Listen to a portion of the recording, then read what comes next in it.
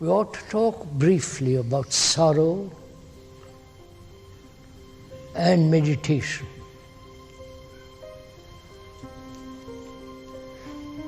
Man has lived with sorrow from the beginning of time, right? Have you understood? Man has suffered. He's in sorrow. And nobody has faced the fact whether asking whether sorrow can end. Your sorrow, you understand, sir? If I've lost a son or a child whom I love or have affection, I suffer. Don't you suffer?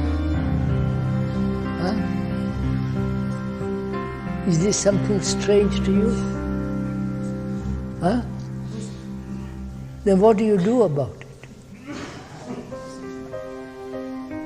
No, I'm not, sir, this is a serious question. I'm not trying to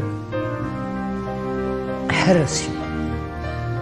But we suffer and we go on suffering, right? We never ask whether suffering can end.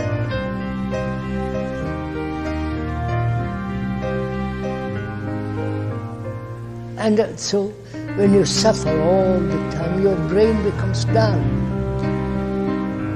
Your life becomes dark, ugly. When you suffer, you can't love. So can you find out whether sorrow can end?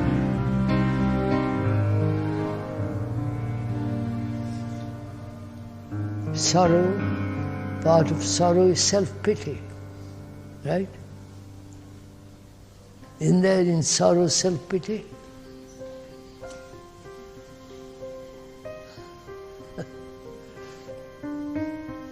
That means you are concerned about yourself. I've lost my son, in whom I have invested a lot of money.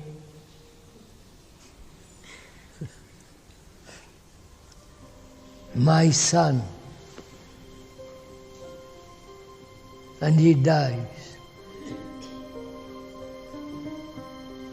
I'm becoming old, nobody to look after me. I hope my son will grow up and look after me. Don't you know all this? And he goes, he dies, and I suffer. In suffering there is loneliness, attachment.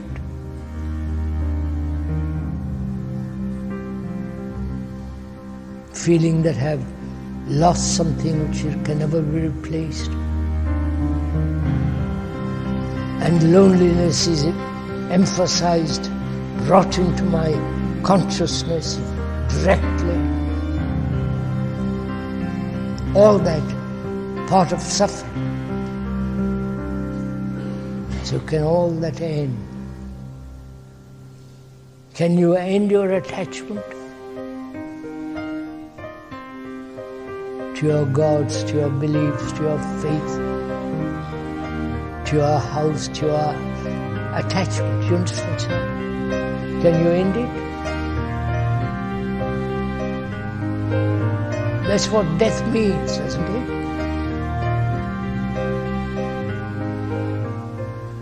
Death means the ending.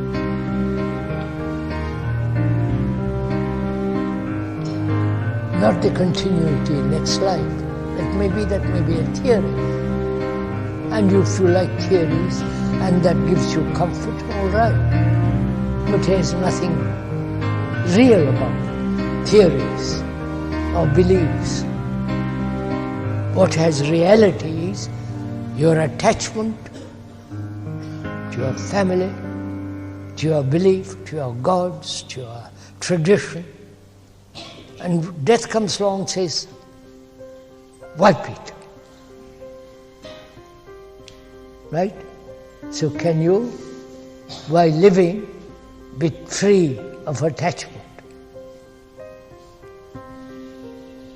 to your guru, to your belief, to your bank account. You must have, if you are lucky enough to, or unlucky enough to have a bank account.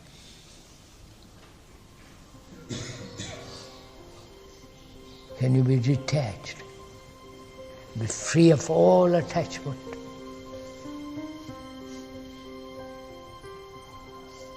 And live in this world.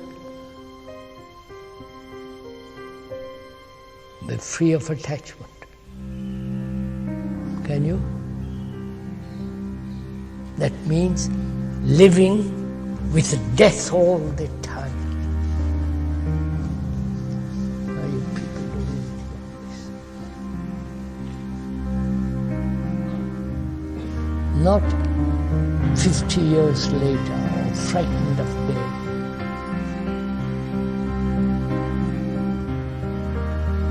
I won't go into the question of death because that's too complicated. We have no time this morning. But death means not only biological, physical ending of the organism, but also to all the memories, the attachments, to your reputation, to your fulfillment. It all ends.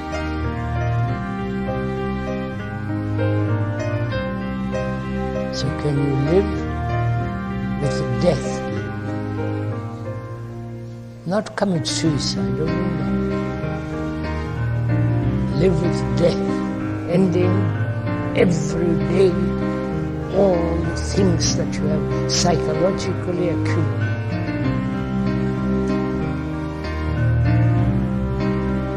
That requires tremendous care, attention to every thought.